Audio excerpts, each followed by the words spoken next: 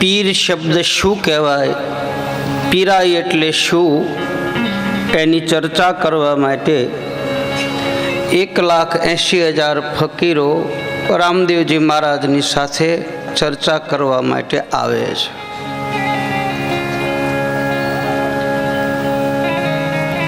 મક્કાથી, મુલતાનથી, અજમેરથી, દિલ્હીથી અનેક ફકીરો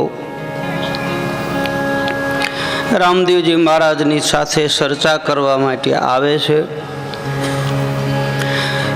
રામદેવજી મહારાજે બધાને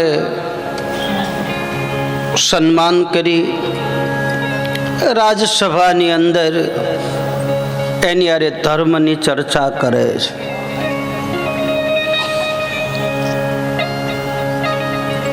હિન્દુમાં ક્યાંય પીર ન હોય, મુસલમાનમાં પીર હોય, તો તમે પીર થઈને કેમ પૂજાઓ છો?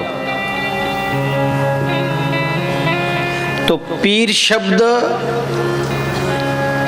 એ કોઈ એક ધર્મનો શબ્દ નથી. પહેલી વાત તો એ.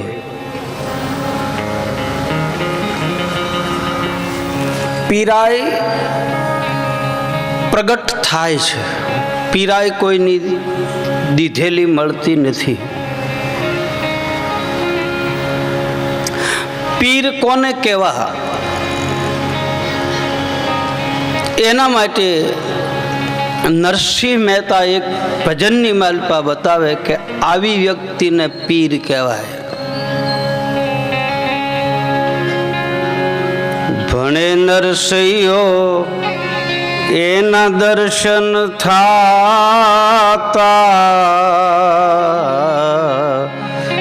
ભણે નરસૈયો એના દર્શન થાતા,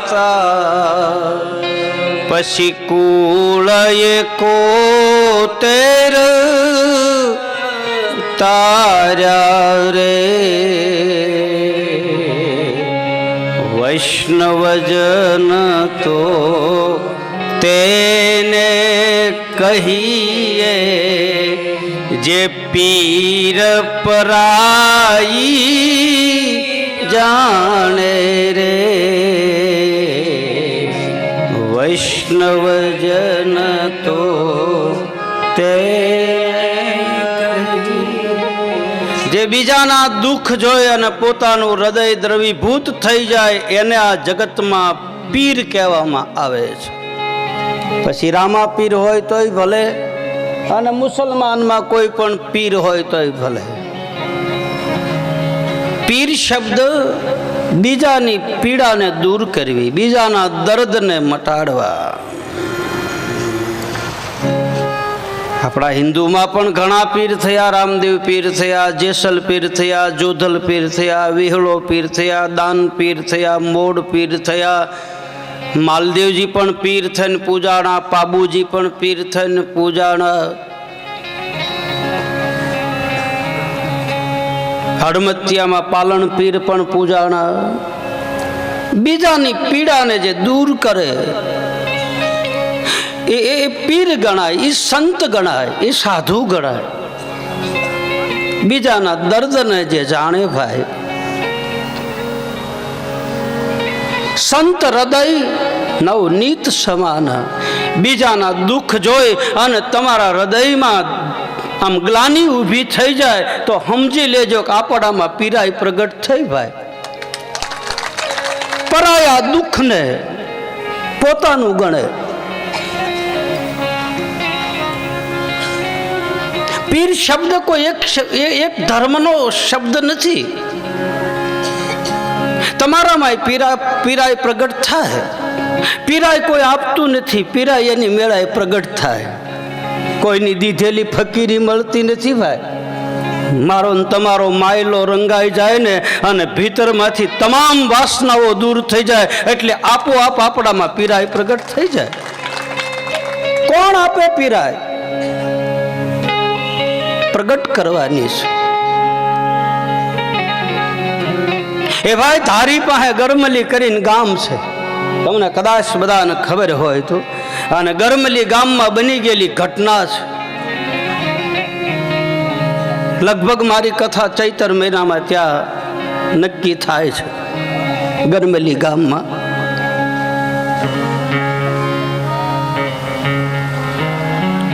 ના એક યુવાન પટેલની દીકરી અને એને માથામાં ઉંદરીનો રોગ થયેલો. આજથી વર્ષો પહેલાની ઘટના છે.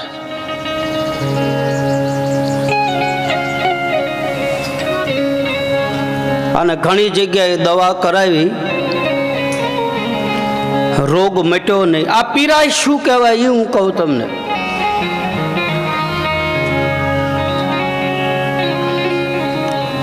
એના માતા પિતાએ ખૂબ દવા કરાવી, રોગ મટ્યો નહીં. માથામાં ઉંદરીનો રોગ થયેલો. અંદર ધીરે ધીરે પછી જીવાત પડી માથામાં. યુવાન દીકરી, 22 વર્ષની યુવાન દીકરી. પછી ઘરનાએ કોકે કહ્યું કે આ દીકરીને ઘરે રખાય નહીં, આને રાખશો તો ને તો આપણને બધાને રોગ લાગુ પડશે. બાપ, આ જગતમાં જ્યાં સુધી સ્વાર્થ હોય ત્યાં સુધી મને તમને બધા પ્રેમ કરશે. સ્વાર્થ પૂરો થાય પછી કોઈનું આ જગતમાં કોઈ છે નહીં. ધ્યાન દેના બરાબર.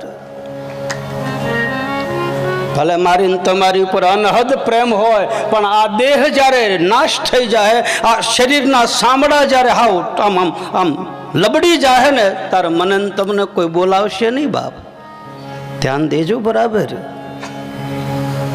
ભલે આપણે આપણા કરીએ છીએ, પણ વહમો વખત જ્યારે આવશે એટલે દીકરીને કોઈએ કીધું કે ગોળનું પાણી કરી અને માથામાં નાખો, અને કૂતરું આવી અને આ બધું માંસ અને પરુ છાંટી જાય.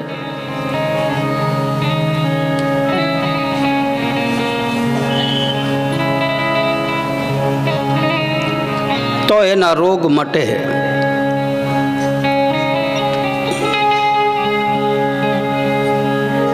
એક દિવસ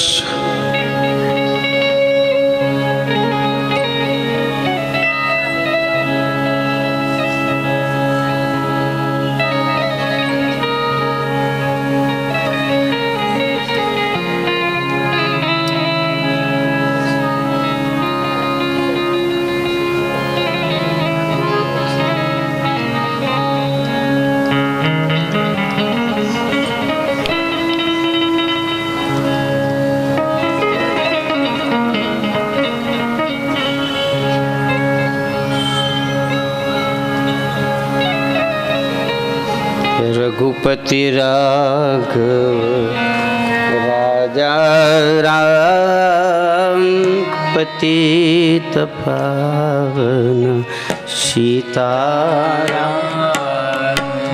रघुपति राघव राजा राम पतित पावन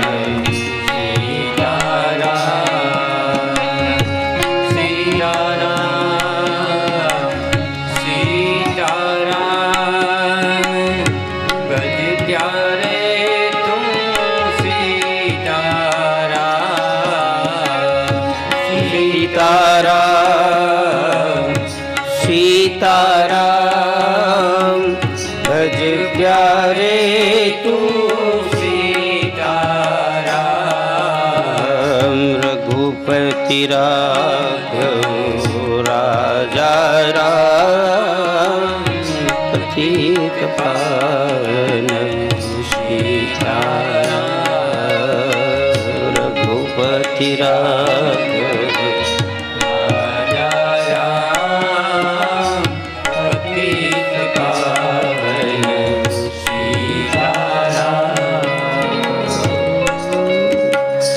એ દીકરીને કોઈએ કહ્યું કે ગોળનું પાણી કરી અને માથામાં નાખે, અને કદાચ કૂતરું આવીને આ માંસ અને પરુ સાંટી જાય તો આ રોગ મટે. એક દિવસ ગોળનું પાણી કરી દીકરીના માથામાં નાખ્યું. ભાઈ, કૂતરું આવ્યું નહીં. અને પછી દીકરીના માથામાં કીડા અને મકોડા ચડી ગયા. એક તો બિચારી દર્દમાં હતી.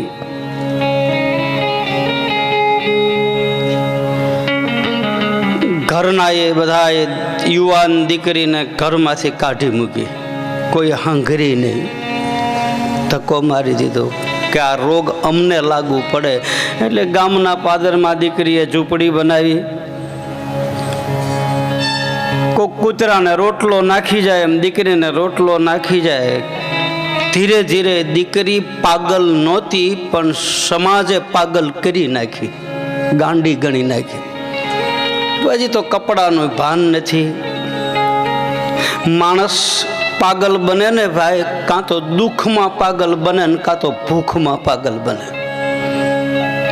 કાં તો અતિશય અને દુઃખ હોય, માલપાના દર્દ કોઈને કહી શકતો ન હોય, પછી માલપાથી પાગલ બને. અને કાં અતિશય ભૂખ હોય, નિરાચે અને ખાવાનું ન મળ્યું હોય. આ બે જ વસ્તુ પાગલ થવાનું કારણ, કાં તો બહુ દુઃખ અને કાં તો બહુ ભૂખ.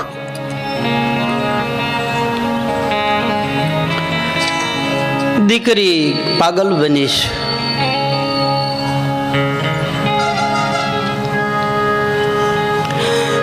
એક દિવસ વિચાર કર્યો, લાવ આમનમ જિંદગી જીવી કરતા ઘોર જંગલમાં વહી જાઓ અને ગરનો હાવજ કાંઈક ભેગો થાય ને મને ભરખીને ખાઈ જાય. હવે આ પીડા ક્યાં ભોગવવી? અને કહે છે કે ગરમેલી ગામમાંથી મધ્યગીરમાં કનકાઈના નેહડા તરફ ઉપડી આ દીકરી. રાત પડી, એક ઝાડવાના થડ પાસે બેસીને દીકરીને પોક મુકાઈ ગઈ. તાણી તાણીને મંડી રોવા.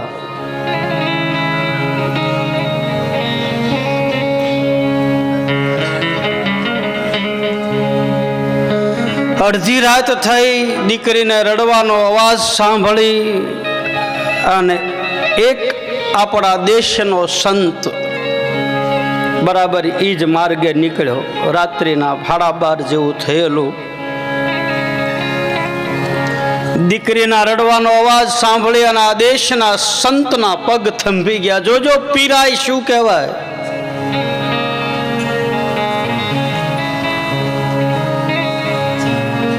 અવાજની દિશામાં સંતે પગલા ભર્યા.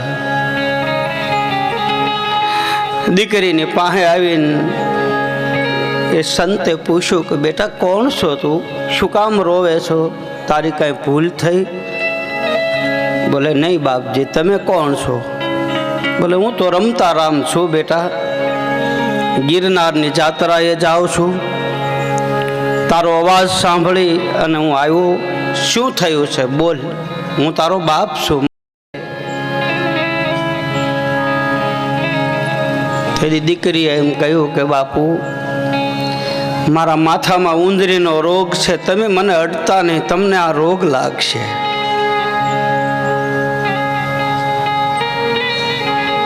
બેટા તે કાંઈ દવા ન કરાવી? બોલે મારા બા બાપે બહુ દવા કરાવી પણ મારો રોગ મટ્યો નહીં. છેલ્લે કોઈ એમ કીધું કે કાળિયું કૂતરું ગોળનું પાણી કરીને માથામાં નાખે ને જો કૂતરું બધું છાંટી જાય ને તો આ રોગ મટે. એ ભાઈ, તેથી આ દેશના સંતે ડોકમાંથી માળા કાઢી અને અલખને પ્રાર્થના કરી કે 12 બીજના ધણી બાપ નકલંગ, મન વચન કર્મથી મેં ફકીરી લીધી હોય ને મારા જીવનમાં કઈ દાગ ન હોય તો આ દીકરી હાટું થઈને મને કૂતરું બનાવે. આહા, હાથમાં માથું લઈ અને જેમ કૂતરું જીભના લબરકા મારીને છાંટી જાય એમાં દેશનો સાધુ માંસ અને પરુ છાંટી ગયો, માલપા ઉતારી ગયો. અને એ છાંટનારો હતો ચલાળાનો દાન બાપો.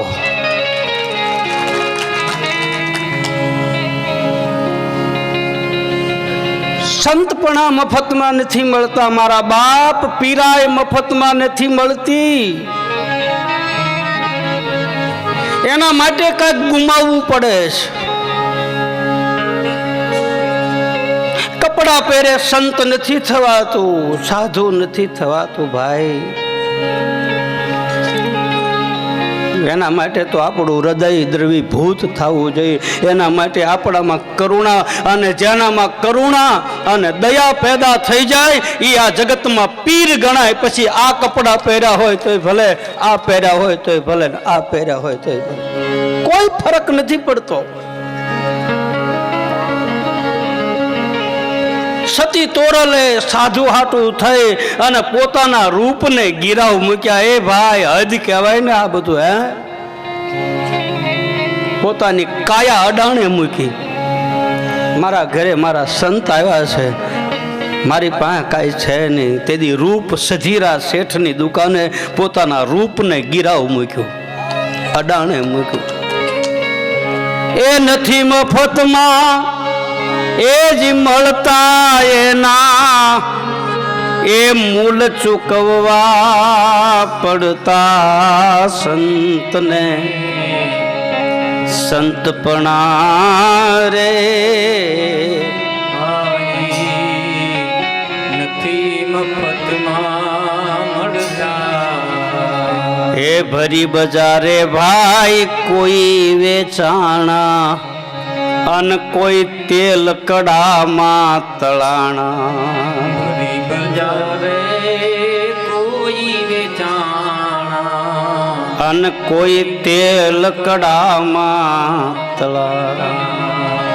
આ ઘરની નારીને એ જ દાનમાં દેતા, ઘરની નારીને એ જ દાનમાં દેતા.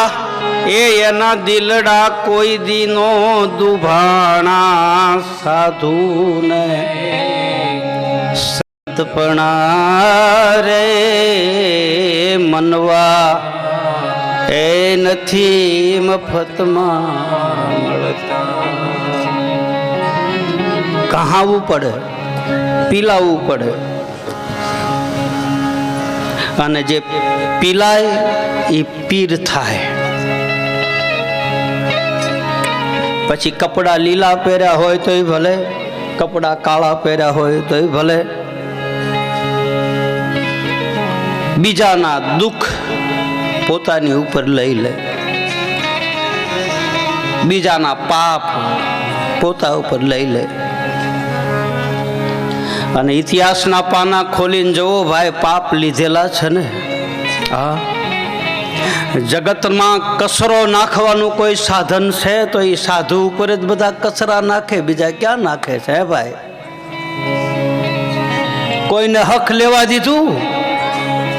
આ સમાજે મીરાને, નરસૈયાને, તુકારામને, ભોજા ભગતને, સવારામ બાપાને કોઈ હક લેવા દીધું? જાનકીજીની માથે કચરો નાખ્યો મેન તમે બધા ભેગા થઈને. એને આપણે સગર્ભા સ્થિતિમાં પછી અયોધ્યા મૂકવી પડી હતી. કોણ મુકાવનારું હતું? આ સમાજ.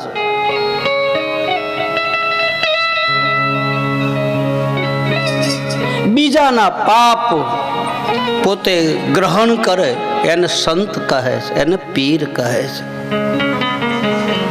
સાગર જેવડા એ દિલડા જેના, દરિયા જેવડા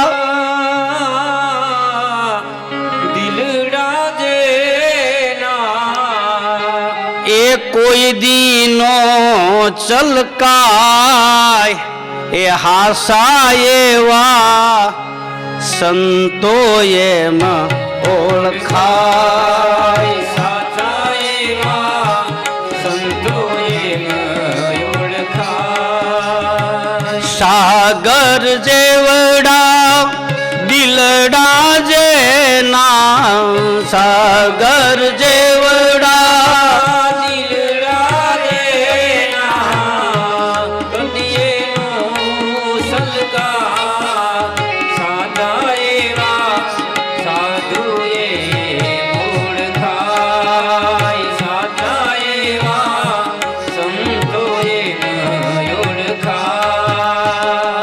હરિરસ પીવે ને પાય બીજાને. હરી રસ પીવે ને પાય બીજાને પોતે મનમાં અમીર એજી પોતે મન માયમી ઝેરના ઘૂંટડા પોતે પીવે ભાઈ ઝેરના ઘૂંટડા પોતે પીવે વાઈ અમૃત બીજાને પાય હાસા એવા સંતો એમ ઓળખાય સાચા એવા સંતોએ ઓળખાય આય હાસા એવા સંતો એમ ઓળખાય હાસા એવા સંતોએ ઓળખાય આને સંત કહે છે આને પીર કહે છે 1,80,000 ફકીરોની હારે રામદેવજી મહારાજ આવી ચર્ચા કરે છે. ફકીર બાબા તમે એમ કહો છો પીરાય પીરાય કઈ કોઈના બાપની નથી, પીરાય તો ગમે ના પ્રગટ થાય.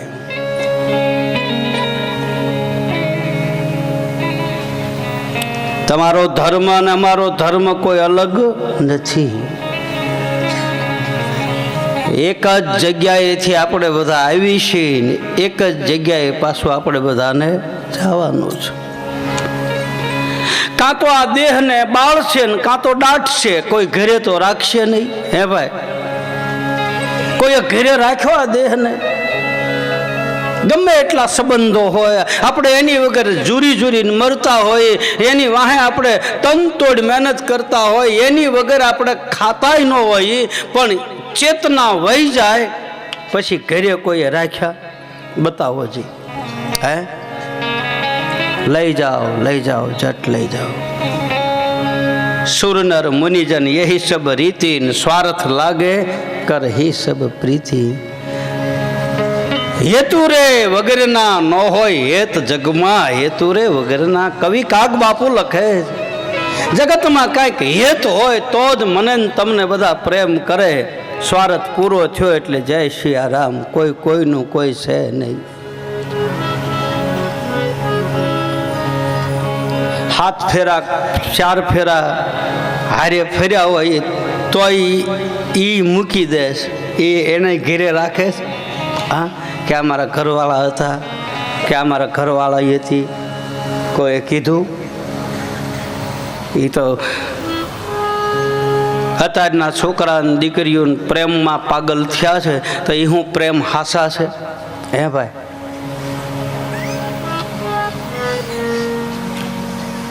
અને હું તો અત્યારની દીકરીઓને દીકરાને એમ કહું, ખોટા કાંઈ આવા લફરામ પડતા જ નહીં. કારણ કે કોઈ અત્યારે હાસો પ્રેમ કરતો નથી. તમારો સ્વાર્થ હશે ને ત્યાં સુધી. સ્વાર્થ પૂરો થયો એટલે જય શ્રી કૃષ્ણ.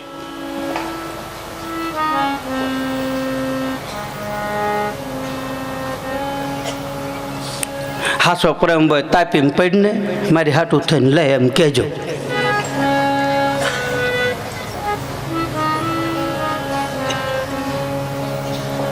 અત્યારની યુવાન દીકરીઓ, બેન દીકરી, ખાસ ધ્યાન રાખજો. બાપ ભોળપણમાં ભોળવાઈ જતા નહીં. તમારો બાપ ગણો, ભાઈ ગણો, ગુરુ ગણો, સાધુ ગણો, સંત ગણો, જે ગણો તે.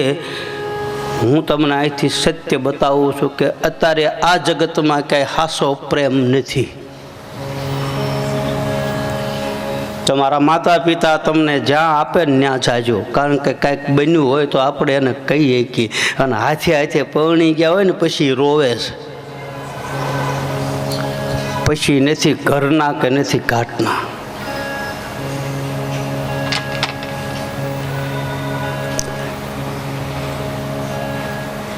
सत्य प्रेम की सारे जहां में असर होगी, और जो असर न होए तो समझना इसमें तेरी कई कसूर होगी. प्रेम ने जाण्यो होत तो जगत जोगी बनी जात. बाप हलकी ने हव हेमाळे जात, भगवाए पेरीने भूदरा. प्रेम ना प्रागवड़ निशे कयक प्रीताळू पोढ़ी गया, अन ओला राका रोता रही गया भूंडा मोढे भूदरा. પ્રેમ તત્વને જે જાણી જાય એ તો મહાપદને પામી જાય.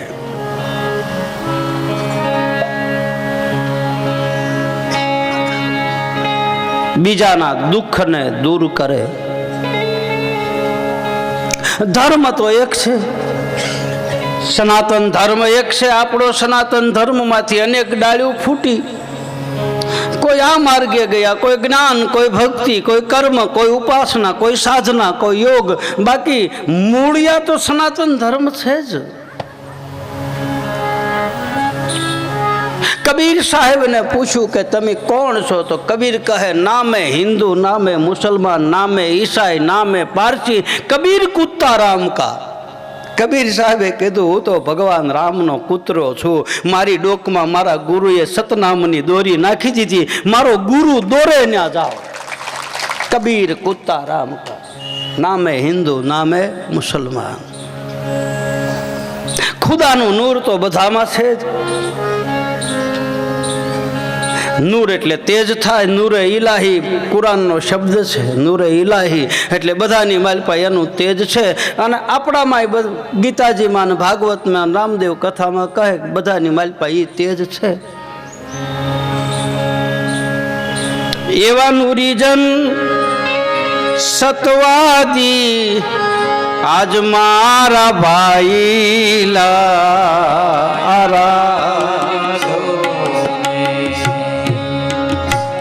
મન કરો ને આરાધ જીવે મારા ગુરુના એ જીવચન અમારે સેજે રે સવાયા. એક મન કરો ને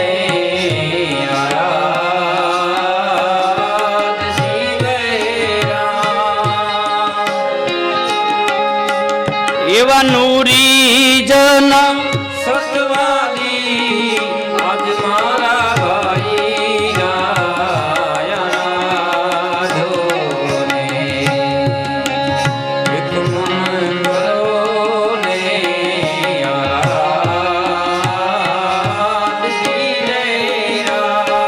એવા પાંચે રે એ પાંડવ માતા કુંતાના કેવા. એવા પાંચ રે એથી પાંડવ માતા કુંતાના કેવાના રે. છઠ્ઠા કાઈ દ્રૌપદી નાર જીવે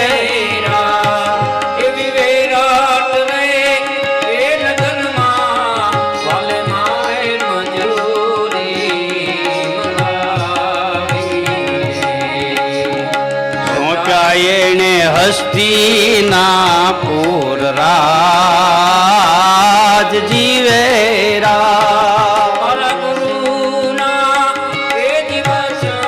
અમારે સેજે રે સવાયા એ સવાયા. નુરીજન સતવાદી આજ મારા ભાઈલા આરાધો. નૂરને ઓળખો, અને જે નૂરને ઓળખી જાય એ પીર થઈ શકે. કુંભારાણાને અને નીલમબાઈને ચર્ચા થાય છે. આ બધી ધર્મની વાત આવીને એટલે કહું.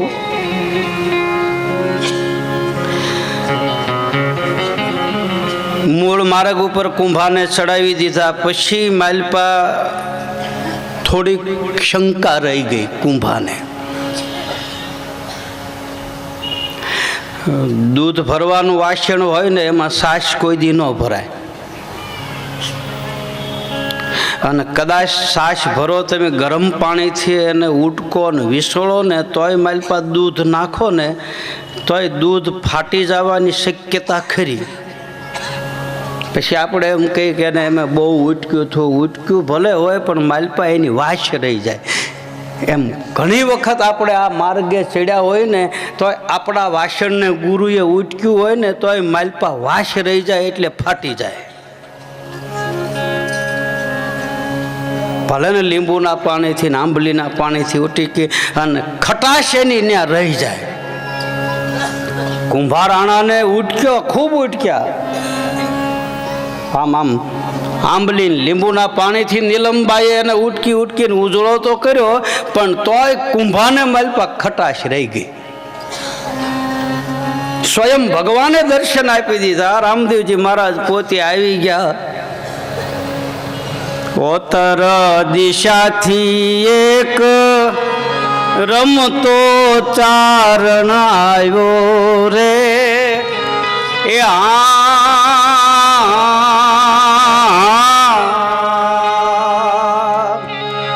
અને આવ્યો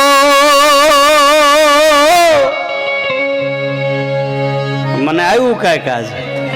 હવે છેલ્લા દિહારો બહુ મજા આવે. હાશે ને બા સૈતાબા? બહુ મજા આવે છે. આવી કથા મેં ક્યાંય કરી જ નથી. પૂછો આ બધા શાળી કથાઓ કરી હારે બધા એમ કે બાપુ અહીંયા કેમ તમારા આ બધું શું નીકળે, અમારે શું વગાડવું એ કાંઈ ખબર નથી પડતી. તમારા બધાનો ભાવ ને પ્રેમ ને કેટલા બધા તમે ધ્યાન દઈને સાંભળો છો.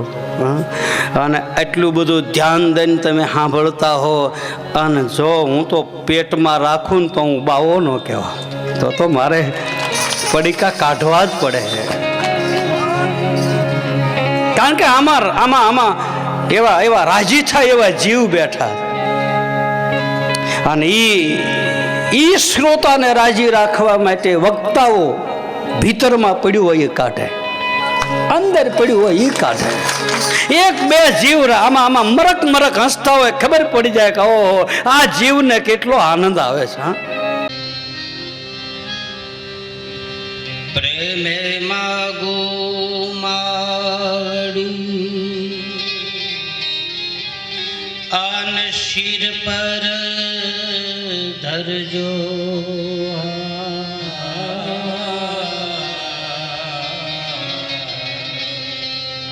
એ દેવાંશી દેજો દીપ મારી માતા.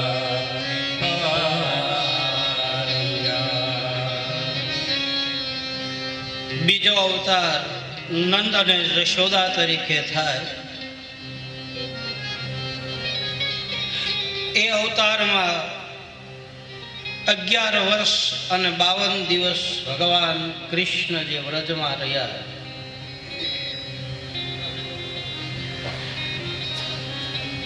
એક દિવસ ભગવાન કૃષ્ણ વ્રજ છોડીને જવાનો સમય આવે.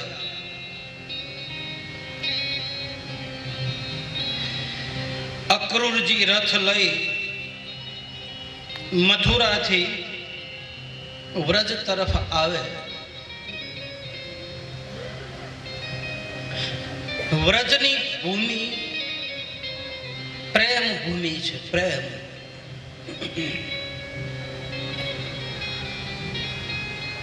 શ્રીમદ ભાગવતકાર બતાવે કે પ્રેમ લક્ષણા ભક્તિ પ્રાપ્ત કરવી હોય તો વ્રજની રેતીમાં આળોટવું પડે.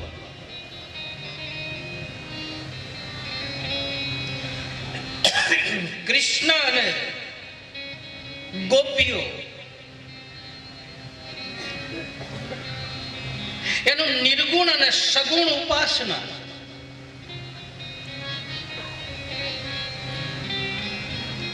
શ્રીમદ ભાગવતમાં 10મ સ્કંદની માલપા બહુ વિસ્તારથી કથા આપી છે. રામદેવ કથામાં ટૂંકમાં કથા બતાવી છે.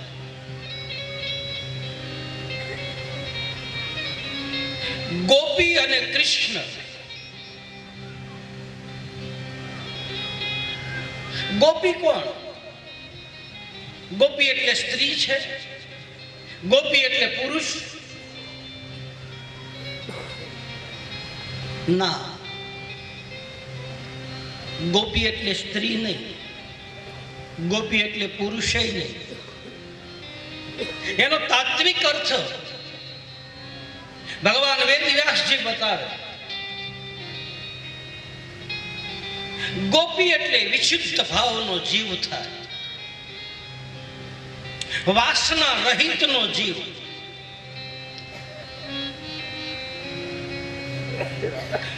રાસલીલા બ્રજમાં બતાવે ભાગવતમાં. રાસલીલા પહેલા વસ્ત્રહરણની કથા આવે. પેલા વાસનાના વસ્ત્રો પડી જાય, પછી જ જીવ રાસલીલામાં પ્રવેશ કરે, પછી જ આ જીવ અલખના અંજવાળે બેહીએ કે ભાગવતકાર કહે નિજાર ધર્મની વાત. જ્યાં સુધી વાસના હોય ત્યાં સુધી આ જીવ રાસલીલામાં પ્રવેશ ન કરી શકે, ત્યાં સુધી અલખના અંજવાળે ન જઈ શકે. વાસનાનું વસ્ત્ર પડી જાય એટલે ભગવાન કૃષ્ણ પહેલા વસ્ત્ર હરણ કરે અને પછી જીવને એમ કે હવે તારો ને મારો મેળાપ થાય, હવે હું તું એક હારે એક કુંડાળે રમશું.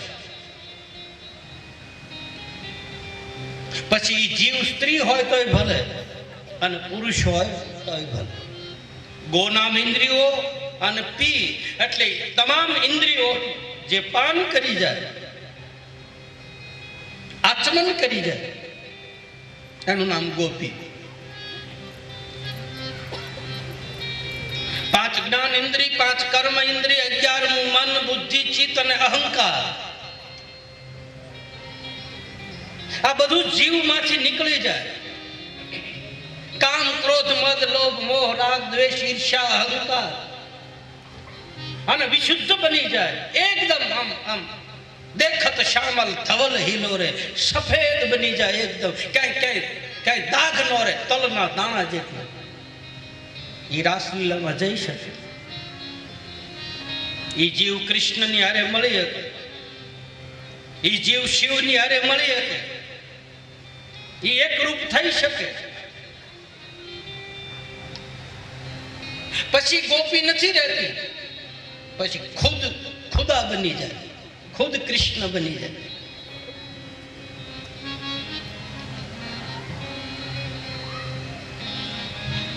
ભગવાન કૃષ્ણ વ્રજની માલપા રહ્યા તો વ્રજના પગલે પગલે એ ભૂમિને સંતો અને મહાપુરુષો એ ભૂમિનું ગોપીચંદન બનાવીને કપાળે લગાડે છે. એ રજને આ ગોપીચંદન છે શું? એક માટી છે વ્રજની, કે આમાં 11 વર્ષ અને 52 દિવસ ભગવાન કૃષ્ણ ખુલ્લા પગે હાલ્યો. આમાં 14 વર્ષ સુધી રામ ઉઘાડા પગે હાલ્યો. આમાં ભગવાન રામદેવજી મહારાજ ખુલ્લા પગે હાલ્યો. આમાં ભગવાન બુદ્ધ ઉઘાડા પગે હાલ્યો.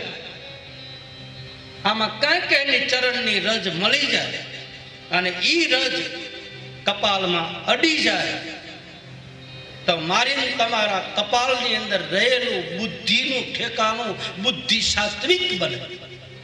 એટલે કપાળમાં તિલક થાય. શું કામ? અહીંયા જ્ઞાનનું ત્રીજું નેત્ર છે.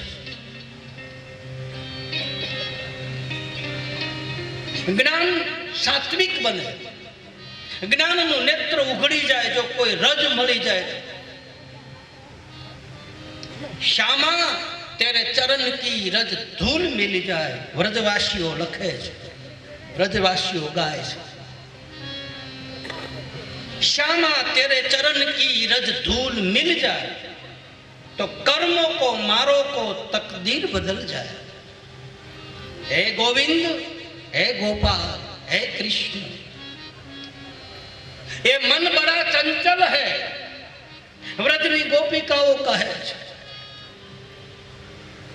ये मन बड़ा चंचल है, कैसे मैं तेरा भजन करूं. बार बार उसे समझाया पर ये समझ न पाए. श्यामा तेरे चरण की रज धूल मिल जाए तो हम कर्मों को मारो को तकदीर बदल जाए.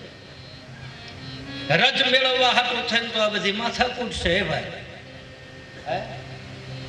आ हुं काम आपणे बधुं करीए. કોઈ મહાપુરુષની રજ મળી જાય, આપણને અડી જાય કે બીજું કાંઈ જોઈએ આપણે બીજું શું જોઈએ? હાથી ગંગામાં સ્નાન કરીને બહાર નીકળ્યો પછી હાથી ધૂળ લઈ, અને એનો સ્વભાવ છે, એની ટેવ હોય, હાથી સરોવરમાંથી સ્નાન કરીને બહાર નીકળે પછી ધૂળ માથા ઉપર નાખે.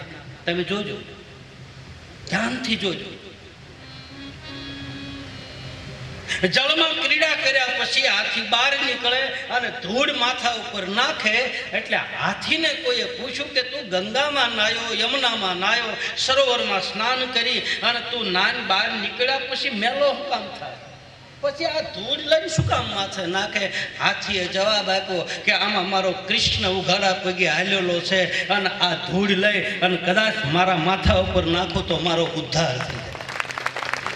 આ રજ હાથું થઈ. વ્રજની પ્રેમ ભૂમિ, એનું રજ હજી રોવે છે, હજી કૃષ્ણના વિરહમાં વ્રજ રોવે છે. ગોવર્ધનની પરિક્રમા ફરતા હો ને, જેમ ગિરનારની પરિક્રમા થાય એમ ગોવર્ધનની પરિક્રમા થાય, હજી અવાજ આવે છે, હજી.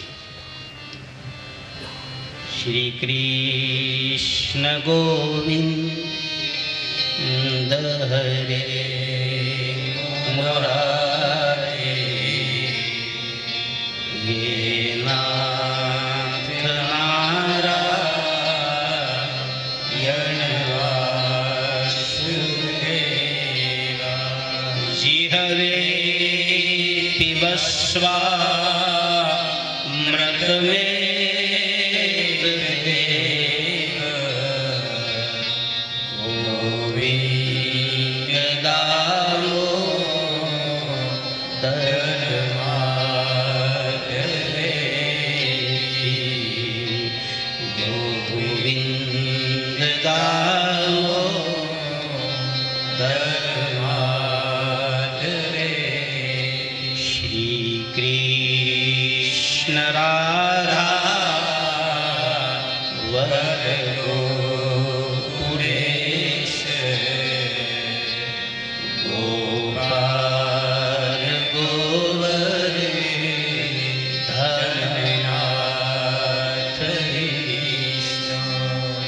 સમસ્ત ભક્તા વિનાશનાની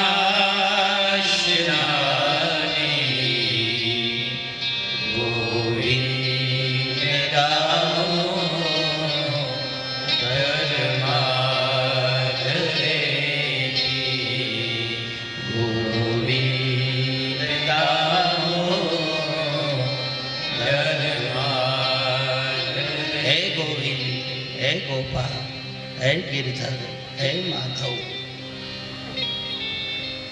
હજી વ્રજ રડે છે. 11 વર્ષ અને 52 દિવસ ભગવાન કૃષ્ણ વ્રજ છોડીને ગયા, અને ત્યાર પછી ભાગવતકાર કહે છે કે ભગવાન કૃષ્ણ પછી વ્રજમાં ગયો નથી. બધાને રોતા મૂકીને વહી ગયો. આજનો દિવસ ને કાલની ઘડી છોડી દીધા બધા.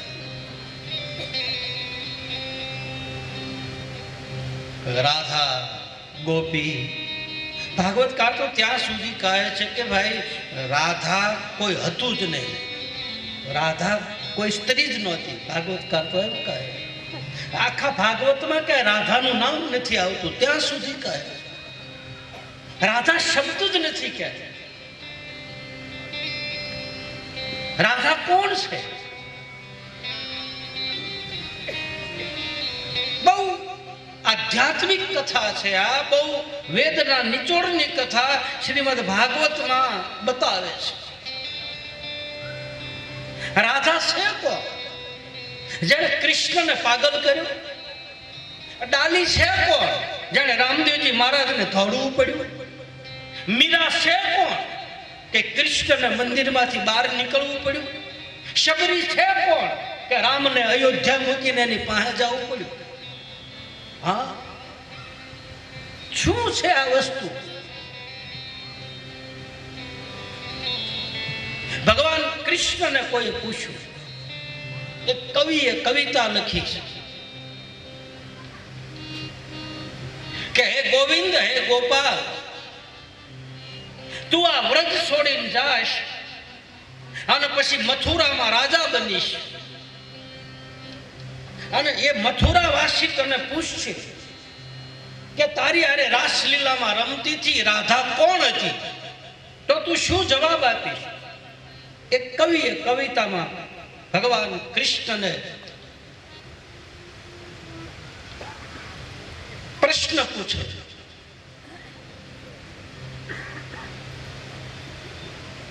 કે મથુરામાં તને પૂછશે કાન,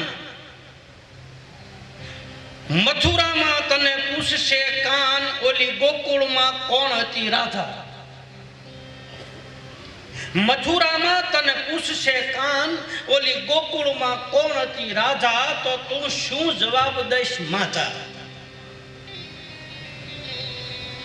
હે કૃષ્ણ, રાધા વેણ વાંસળીના વેણ નહીં વાગે, રાધાના પગલે તે વાયુ વંદરાવન, રાધા વિને વાંસળીના વેણ નહીં વાગે, સિદ્ધને સોગંદ એવા ખાધા, સ્નેહમાં તે હોય કાંઈ હાંધા, તો તું શું જવાબ દઈશ માતા? પ્રેમમાં ક્યાંય હાંધો હોય? એ તો અખંડ હોય.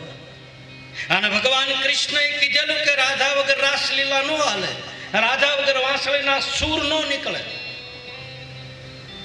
કવિ પૂછે કે ગોવિંદ, તારા બોલેલા શબ્દો છે આ, રાધાના પગલે તે વાયુ વંદરાવન, રાધા વીણ વાંસળીના વેણ નહીં વાગે, સિદ્ધને સોગંદ એવા તે ખાધા, સ્નેહમાં તે હોય કાંઈ હાંધા, એવા તે શું પડી ગયા વાંધા? આજ આઘેરી થઈ ગઈ ઓલી વાંસળીની ઓલી રાધા, તો તું શું જવાબ દઈશ માતા? બેયને મૂકીને નીકળી ગઈ, વાંસળી છોડી દીધી, રાધાને છોડી દીધી. આ કવિતા તો બહુ લાંબી છે, પણ છેલ્લે ભગવાન કૃષ્ણ જવાબ આપે કે હે કવિ, તું મને પૂછતો હો કે આ રાધા કોણ છે, તો તારે સાંભળવું છે. કવિ છે એટલે કવિ એની કલ્પના દ્વારા એને જવાબ આપે છે.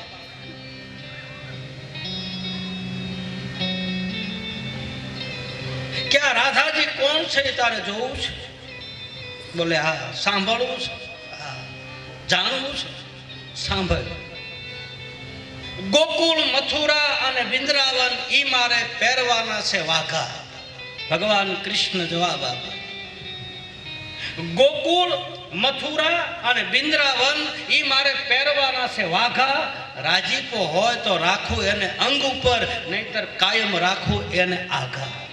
મારું મન હોય તો પહેરું, રાજીપો હોય તો રાખું એને અંગ ઉપર, નહીતર રાખું એને આઘા. અને સાંભળી લે, રાધા કોણ છે? અંતરનો નાદ ઈ જ મારી રાધા. હવે મહેરબાની કરી ન પૂછતો કોણ હતી રાધા. મારા ભીતરનો નાદ છે ઈ જ રાધા છે.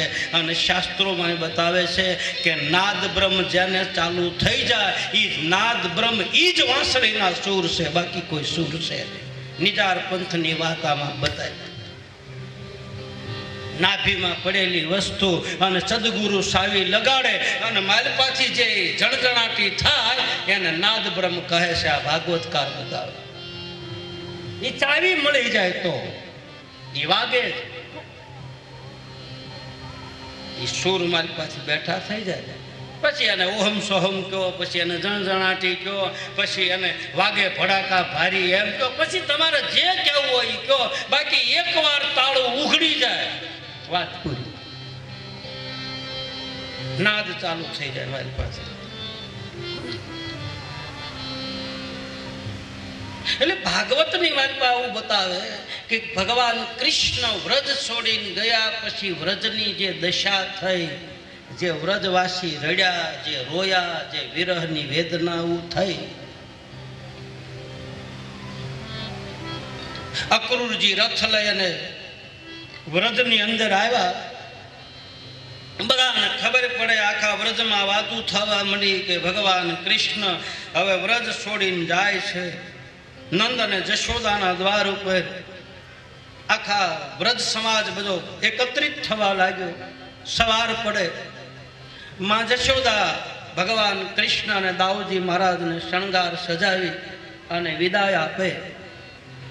એક કુલડીમાં માખણ લઈ માં જશોદાએ ભગવાન કૃષ્ણને કહ્યું છે કે લે બેટા, રસ્તામાં ભૂખ લાગે તો આ માખણ ખાજે.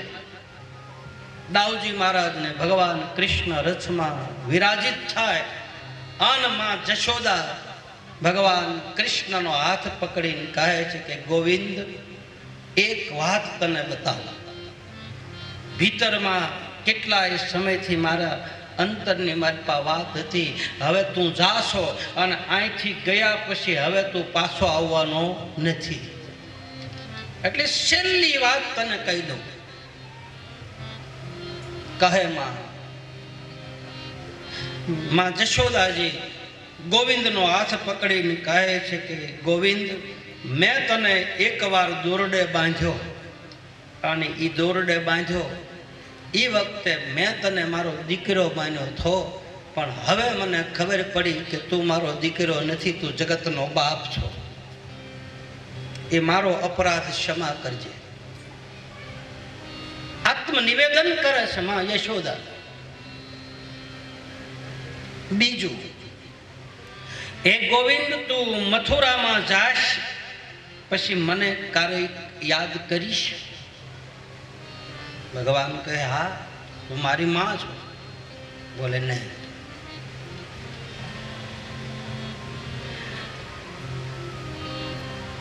માં જશોદા કહે છે કે ગોપાલ, હું તારી માં નથી.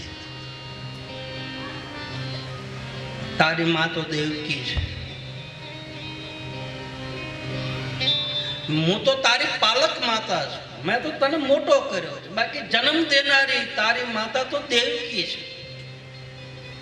અને તને જન્મ દેનારી માતા મળી જાય, તારી હાશી માં મળી જાય, પછી તું ખોટી માને થોડો યાદ કરીશ? ભાગવતમાં લખ્યું છે સ્પષ્ટ, આરામદેવ કથામાં કથા છે. તારી માં જનેતા મળી જાય પછી તું મને થોડો યાદ કર. ભગવાન કૃષ્ણ કહે છે માં, કોણ કહે છે હું તારો દીકરો નથી? હું નંદ અને જશોદાનો દીકરો ગણાવ અને હું વસુદેવ અને દેવકીનો દીકરો ગણાવ. બોલે બેટા, એ તો તારી મોટાઈ છે ને એટલે તું બોલ. તું ભૂલી તો જવાનો, તું પાછો આવવાનો નથી, મને ખબર છે. કારણ કે તારે એવા અનેક અવતાર કાર્ય કરવાના છે, એટલે તું એ કાર્યની મારી પર રોકાઈ જાય અને ધીરે ધીરે તું અમને ભૂલી જાય. પણ યાદ રાખજે, અમે તને નહીં ભૂલી. તું ભલે મને ચાહે કે ન ચાહે, પણ હું તને ચાહું છું. તું ભલે મને ચાહે કે ન ચાહે, પણ હું તો તને ચાહું છું. તું ભલે ભૂલી જા, પણ અમે તને નહીં ભૂલી.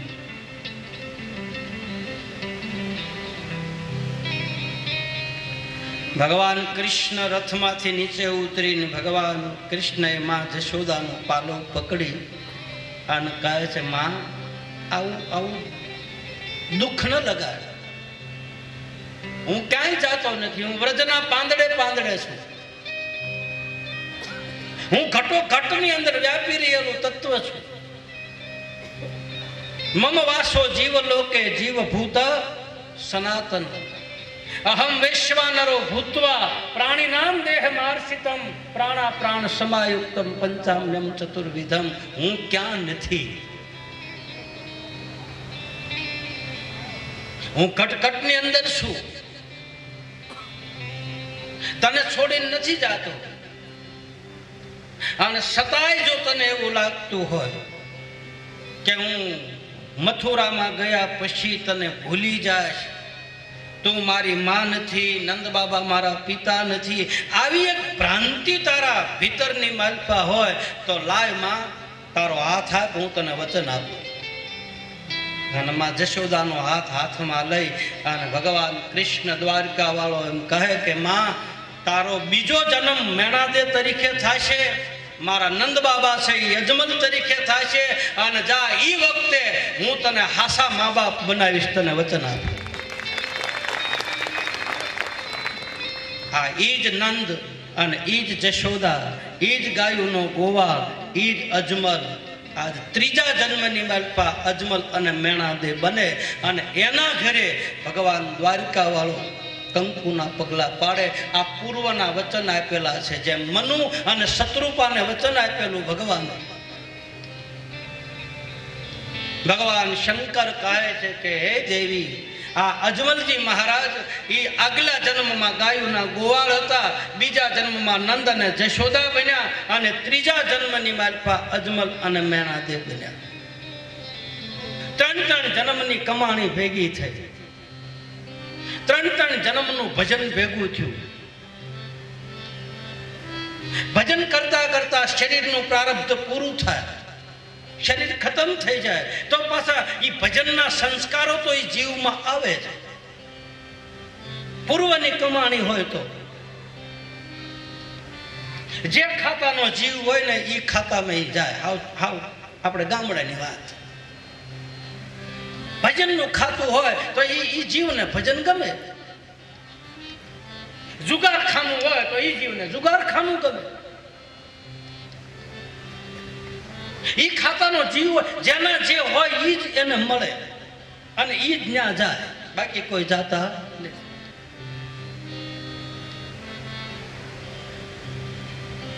આપણું ભજન આપણે પૂર્વનાય પુનાય જેને કહે છે.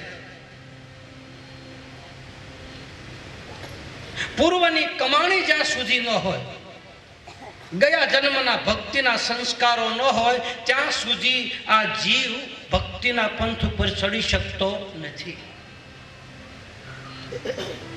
આપણી કમાણી વગેરે આપણે પાર ન પામે. ઘણા મેં કહ્યું ને કે ભાઈ તરત નથી મળતું, વાટ જોવી પડે. ત્રણ જન્મ વયા જાય, ભાવ વયા જાય. મળે ખરું જરૂર, કરેલું કોઈનું જાતું નથી. તમે સત્કર્મ કરો, તમે સારું કર્મ કરો. તમે હમણાં જ ભાઈ ખેનીએ કીધું કે તમે એક પૈસાનું દાન કર્યું હોય અને જો તમારા ભીતરમાં હાસો ભાવ હોય ને તો એ એક પૈસો છે, એ એક રૂપિયો મૃત્યુને પણ જીતાડી શકે, કાળ માથે વિજય પ્રાપ્ત કરી શકે. ભીતરમાં ભાવ હોય તો. અને ભીતરમાં ભાવ ન હોય તો તમે કરોડો રૂપિયા આપો તો એનો કોઈ અર્થ નથી. અને ભાવ હોય તો જ વસ્તુ ખપે, એ તમને બધાને ખબર છે. ખેતરમાંથી આપણે કપા લાવી, જીરું લાવી અને આવીને ઘરમાં ભરી દઈએ છીએ. આપણે એમ કહીએ કાં હમણાં નથી વેચતા, કે ભાવ નથી. ભાવ આવે તારે જ ખપે. એમ આમાંય ભાવ આવે તારે જ કાંઈક ખપે, ભાવ ન હોય તો કાંઈ ન ખપે. ભાવ વગર તો મળતું નથી. વાટ જોવી પડે, હાંસવી રાખો, ઘરમાં હાંઘરો કરી રાખો, એના મૂળ તો થાય. વસ્તુ છે એ મૂળ નહીં થાય. વાયુ છે આપણા ઘરની બાજુમાં ભર્યું છે તો એ આજ નહીં તો કાલ જીરાનો ભાવ આવશે, અરે એરડાનો ભાવ આવે, અરે કાલ હવે ડુંગળીનો ભાવ આવ્યો હતો. તમને ખબર છે ને, આ 7-8-10 વર્ષ થયા અને ક્યાં ભાવ પડ્યો તો તમે જો. તળાજાના માર્કેટિંગ યાર્ડની માલપા એક ભાઈ એક ખેડૂને લગભગ નહીં તોય 2000 મણ આ ડુંગળી થઈ. કેટલી? 2000 મણ ડુંગળી. અને એ વખતે ભાવ 500 રૂપિયા ભાવ ડુંગળીનો. અને એ ટ્રેક્ટર લઈને ગયો અને નગી શેઠે આમ ડુંગળી જોખીને રૂપિયાનો કોથળો આપ્યો. એ કે શું ભાવ છે? કે 500 રૂપિયા મણના. તકા મણના તકા 500 રૂપિયા તકા. હજી ગાંડો થઈને તળાજામ ફરે. એટલો બધો ભાવ, એટલો બધો ભાવ, એટલો બધો કમાઈને છટકી ગઈ. હજી ફરે 500 રૂપિયા ભાવ, 500 રૂપિયા ભાવ, એટલો બધો ભાવ. હજી ફરે, હજી યાર્ડમાંથી આમથી આમ ધક્કા કરે. ભાવ હોય તો તો એનું મૂલ ઊંચું થાય, અને મૂલ ઊંચું થાય ને ત્યારે આપણે જીરવવું બહુ કઠિન છે. જો એ મૂલને હાંસવીને લઈ શકીને તો વાંધો નથી આવતો, બાકી આપણી કમાઈનું છટકી જાય, સમજી લેજો. કમાણી વગર નથી મળતું, એ વાત ચોક્કસ. કાંઈક મૂડી તો કરવી પડે, બેલેન્સ બનાવવું પડે. ભગવાન શંકર ભવાનીને કહે છે કે હે દેવી, અજમલજી મહારાજના 3 જન્મની કમાણી પુણ્ય પુંજ બિન મિલહી નહીં સંતા. પુણ્યનો ઉદય થાય તારે કોઈ સંત મળે, અને સંત મળે તો મને તમને ભક્તિ મળે, ભક્તિ મળે તો આ જીવને ગતિ મળે. પૂર્વની હોય તો